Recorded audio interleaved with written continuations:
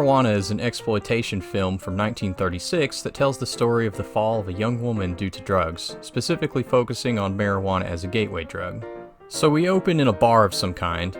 Prohibition was ended on December 5th, 1933, so initially we were looking pretty legal here. Beer's 5 cents and there's free dancing. Neat! We've got a bunch of patrons having fun in the establishment, lots of young people taking in that free dancing. That server's really into it. Looks like the sauce is flowing and people are getting loose. This guy looks like he's peeing on the floor, but it's just a spilled drink. This lady is not impressed though.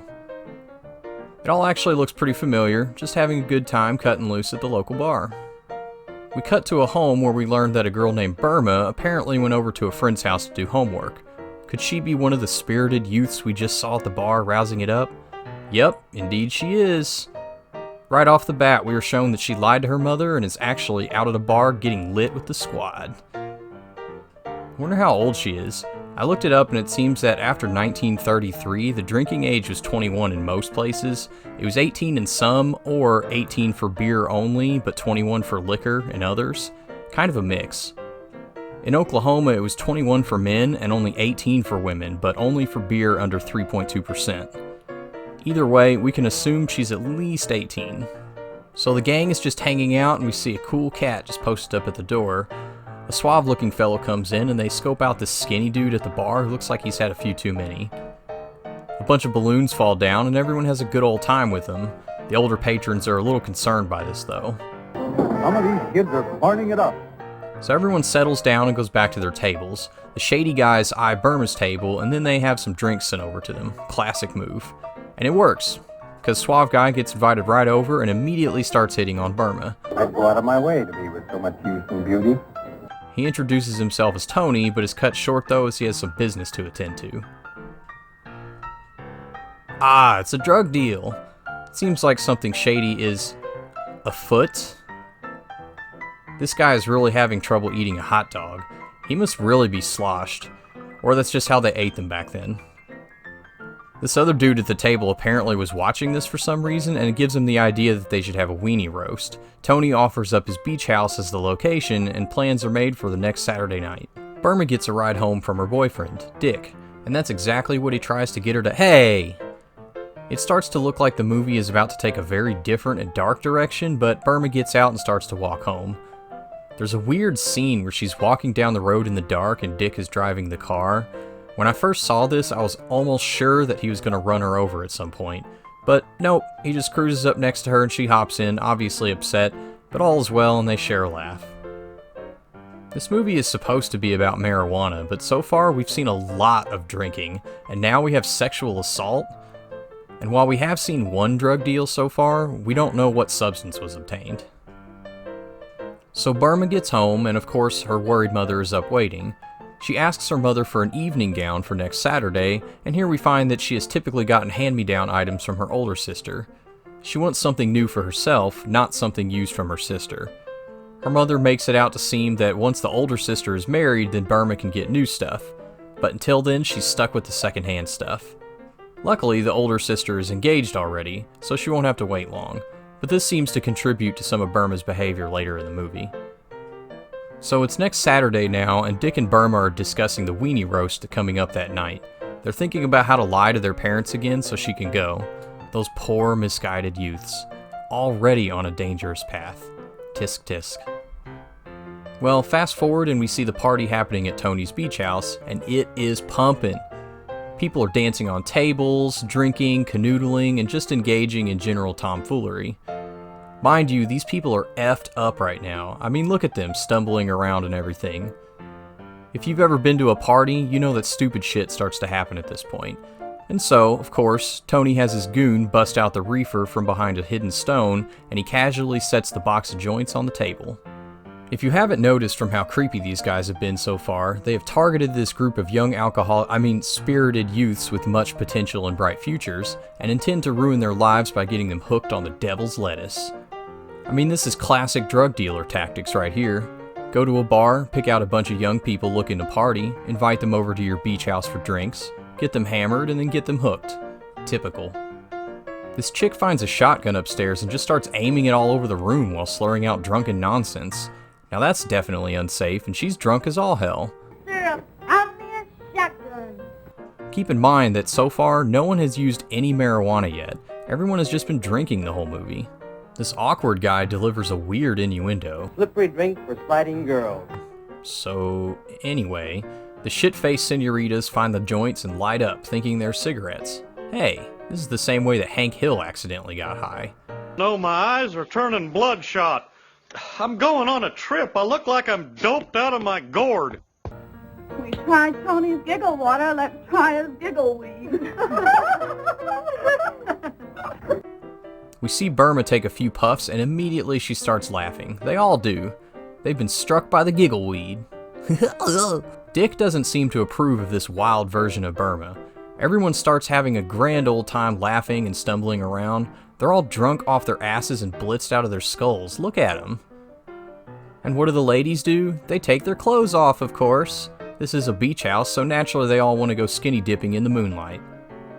If you thought seeing their shoulders was risque, shield your eyes, because we've got some legit 1936 nudity. Swing! Meanwhile, Burma and Dick are getting a little frisky. Burma's really off her rocker, and Dick is a little concerned, but they decide to seek a little privacy outside.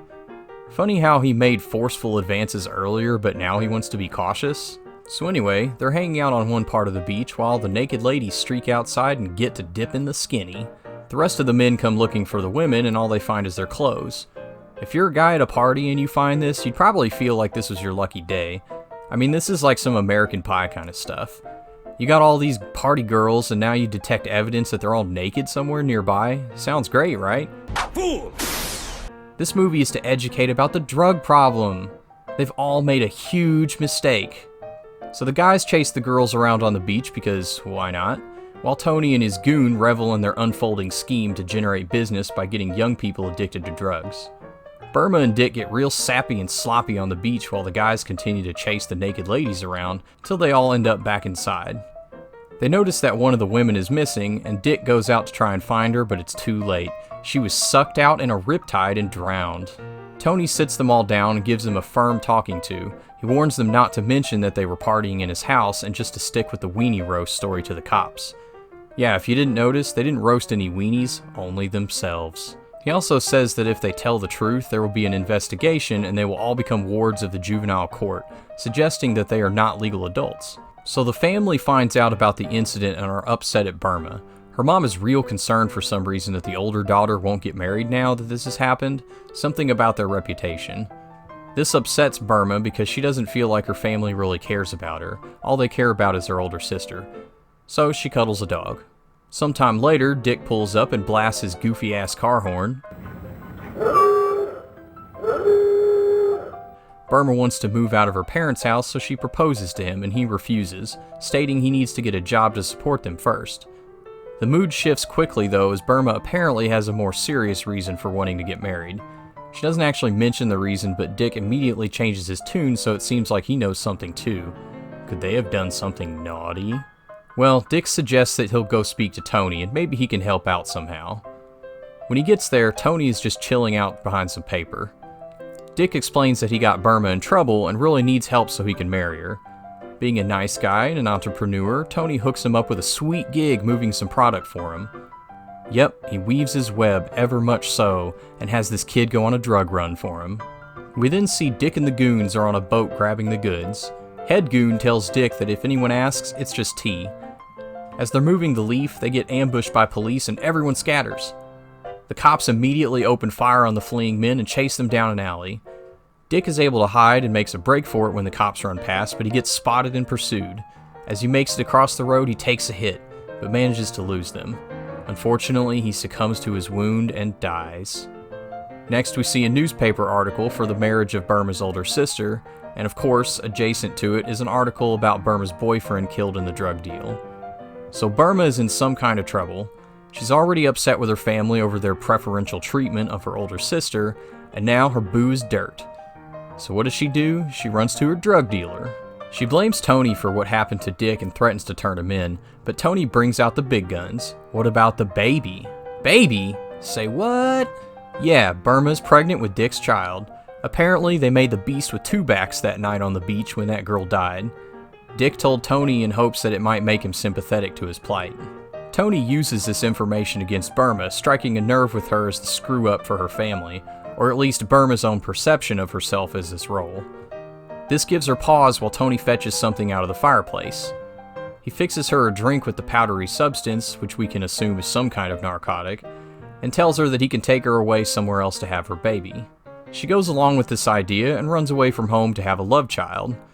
It skips ahead to Burma in the hospital where Tony and his goon visit, bearing gifts of fruit baskets. I guess that's a nice thing to do when you try to convince someone to give up their newborn for adoption, because that's what they do. And successfully, I might add, since the next thing we see is Burma living it up and no child in sight. Using his tact and suave, persuasive enticements, he convinces her to join him, promising much wealth.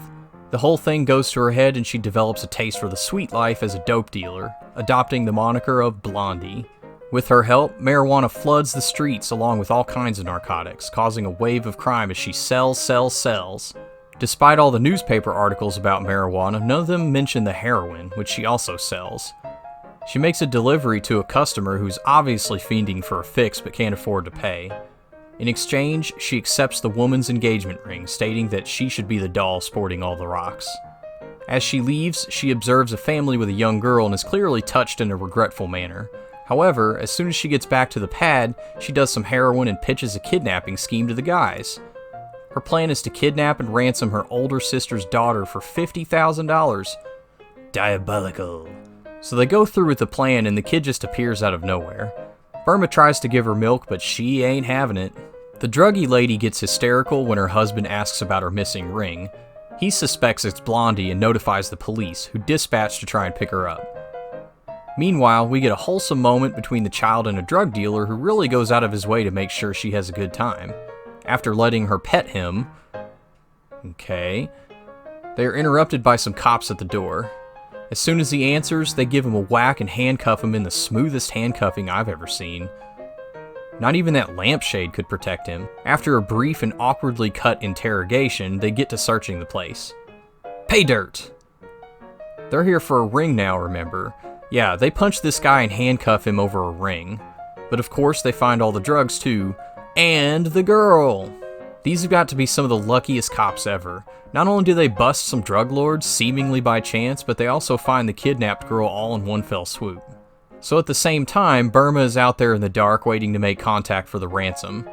Her brother-in-law comes up and she tosses out the girl's jacket as proof that they have her, then demands the money. He explains that he won't pay the ransom and that the child isn't actually theirs, but rather that they adopted their wife's sister's daughter. This, of course, means that the little girl is actually Burma's daughter, which she realizes. Upon hearing this, she agrees to return the girl without payment and heads home. So back at the drug den, Tony comes in but the cops are waiting. They light a fire in the living room as a distraction and are able to nab him too. Up comes Burma, who is having a breakdown now. To cope, she does some more drugs and heads inside the domicile. She doesn't make it far though and collapses on the floor, seeing her daughter before the door is closed. Then she dies while being showered with joints and the movie ends. This movie has a very interesting story and is apparently based on a real police file, or at least that's what the foreword indicates. Despite being called Marijuana, it really doesn't even focus on that very much. A lot of the newspaper articles that appear throughout do, but few of the scenes show it other than the beach party at the beginning. I mean, really this movie focuses way more on alcohol and heroin than anything else. In the first half, we see lots of drinking going on, while it seems to mostly be heroin in the second half. It's true that we see marijuana being transported and sold, but there's not much showing of its use or effect on people, again, other than the beach party.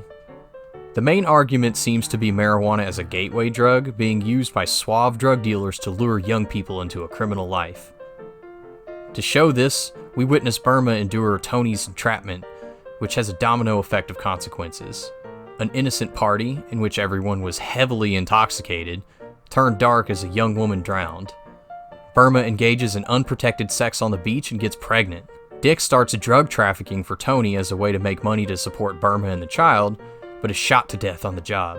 Manipulated by Tony using Burma's own personal troubles with her family against her, Burma runs away and begins her rise to kingpin, giving up her child for adoption in the process. She assumes the persona of Blondie and revels in the wealth and glamour that she's always felt denied with her family. She even kidnaps her own daughter, although to be fair, she didn't know it at the time. But all this is portrayed as the direct result of the marijuana poisoning. That's a side effect of the marijuana poisoning. The story seems to posit that all these hardships could have been avoided if Burma hadn't toked the ganja, but I disagree. If anything, the better point would be to make good decisions and avoid hanging around with the wrong crowd. The drowning could have been avoided had the drunk and stoned young lady simply not gone swimming in the dark. She was probably in no condition to swim, and a riptide can get you no matter what state you're in. They're very dangerous. So this incident can't be directly attributed to marijuana. Burma gets pregnant because she had unprotected sex. Again, this could have been avoided if they had simply worn a raincoat. If she hadn't gotten pregnant, then Dick wouldn't have been desperate enough to work a job moving drugs for Tony, and thus would have most likely not been shot. If Dick wasn't killed, then Burma, not pregnant in this scenario, wouldn't have also run to Tony for help, which would have avoided her being manipulated by her own insecurities to run away and give up her baby for adoption. She then wouldn't have gone down the path of drug dealing, which ultimately led to her death. So we have a few other elements present that seem to be the real cause of issues here. Unprotected sex leading to an unplanned pregnancy. A troubled family life where a young girl is frustrated with the constant overshadowing by her older sister. Heavy alcohol use and manipulation by nefarious individuals who only want to use the young people for their own ends. Out of all the bad events that happen in the movie, none of them can really be directly attributed to marijuana. It's more a combination of other factors, with marijuana being present throughout, and I don't think it does a good job of making the claim that it's trying to make. I mean, think about it. If you remove marijuana from the entire movie, you could still have the entire movie play out exactly as it did. Kinda like Indiana Jones and Raiders of the Lost Ark. How can anyone ruin Raiders? It's perfect. Yeah, except for the fact that Indiana Jones is completely irrelevant to the story. Yet with or without him, the Nazis find the Ark, open it, and die.